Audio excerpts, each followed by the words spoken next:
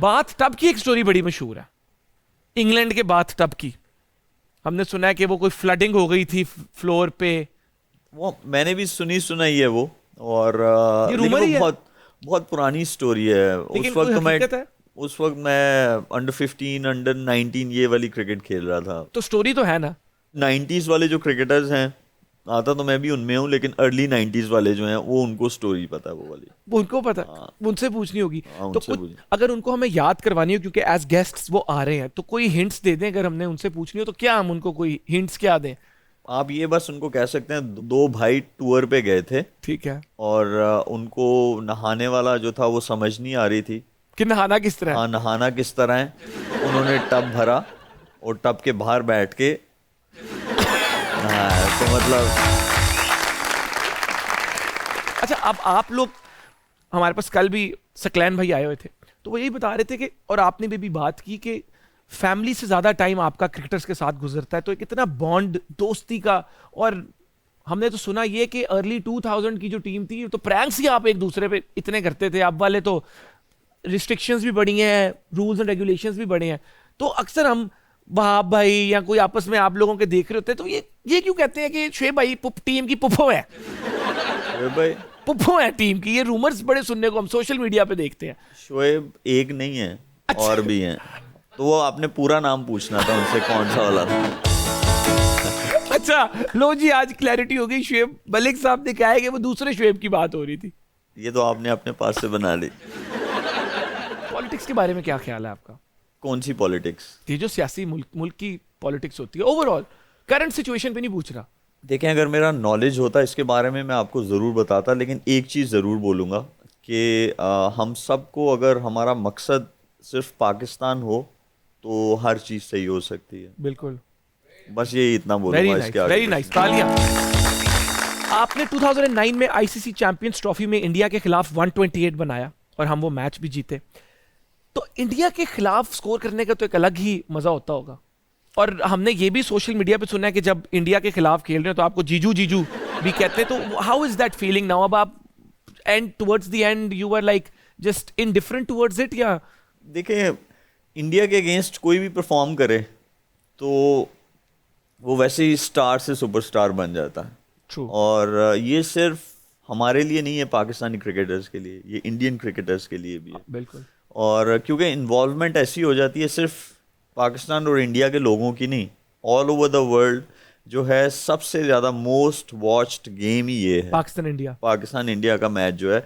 तो इसमें यह है कि अगर आप वैसे आपको चाहिए 40-50 मैचेस चाहिए परफॉर्मेंसेस करने के लिए टू बिकम अ सुपरस्टार, लेकिन इंडिया के अगेंस्ट अगर आप एक सीरीज़ में आपकी अच्छी परफॉर्मेंस हो जाए कंसिस्टेंटली, तो आप you become a superstar. How was तो दैट फीलिंग 2009 वाली? क्या याद है आपको? वो मोमेंट याद है? बिल्कुल याद है। और उसमें ये भी था कि वो काइंड ऑफ मुझे मैसेज मिला था कि वो मेरा लास्ट मैच है, अगर इसमें कुछ नहीं हुआ तो फिर बाय बाय होगा।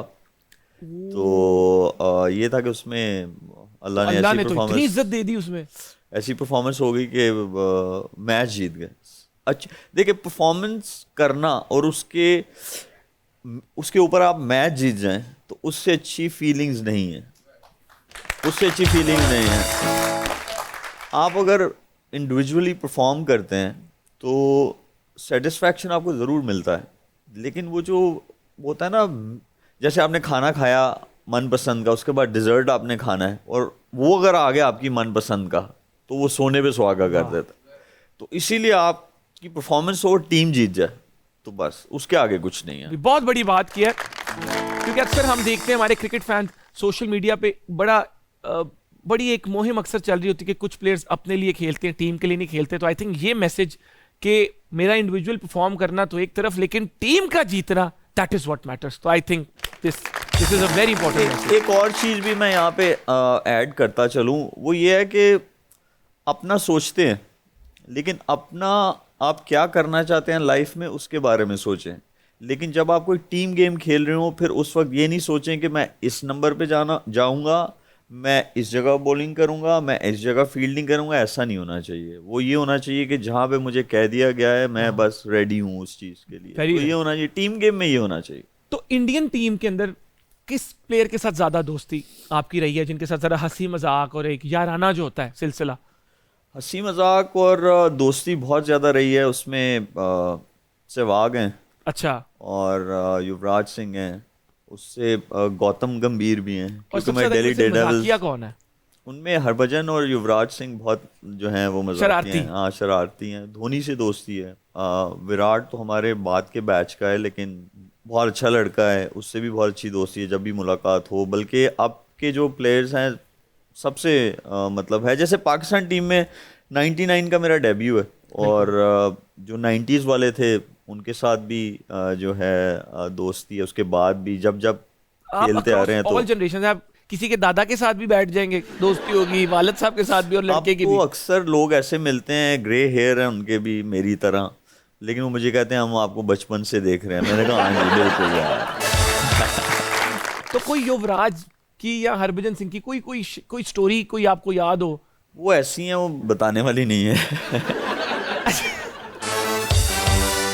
तो ऑन ग्राउंड राइवलरी थी किसी के साथ आपकी इंडियन टीम में? ऑन ग्राउंड, ऑफ ग्राउंड तो हो सकता है दोस्ती भी हो उस बंदे के साथ।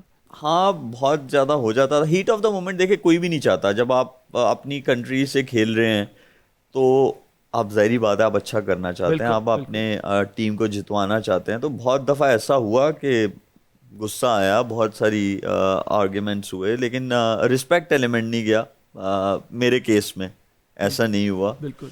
और ना मैंने किसी के साथ ऐसा कुछ किया। हाँ बस एक दफ़ा टीनो बेस्ट के साथ हो गया था, अच्छा। हाँ वेस्ट इंडीज़ में, लेकिन वो उसने मतलब सारी लिमिटेशंस जो थी वो क्रॉस कर दी थी। अच्छा। फिर अब कुछ नहीं बचा था मेरे पास, फिर मेरा क्या रिएक्शन क्या ऐसा वाकया ना। क्या था ये वैसे? मतलब ये था कि वो ही वॉज नोन फॉर मतलब using bad words. Okay okay. लेकिन वो ये है कि उनको भी रियलाइजेशन हो गई होगी कि नहीं यार, खेलने खेलने के टाइम पे हो जाता है। और पेस बॉलर हो, जनरेटिंग 140 प्लस कंसिस्टेंटली, तो वो आ जाता है एग्रेशन। लेकिन ये है कि बस इतना मैं आपको बताऊं कि उनको वीक 10 डेज के लिए घर भेज दिया गया था पनिशमेंट के तौर पे, और मुझे $5,000 फाइन हुए थे। अब आप अंदाज़ा लगा लें कि किस टाइप की चीज़ें हुई होंगी। $5,000 उनको 10 दिन का एग्जाइल हो गया था? जी उनको घर भेज दिया था। लेकिन डॉलर कम था उस वक्त, शुक्र करें आज नहीं हुआ जो डॉलर के हालात चल रहे हैं।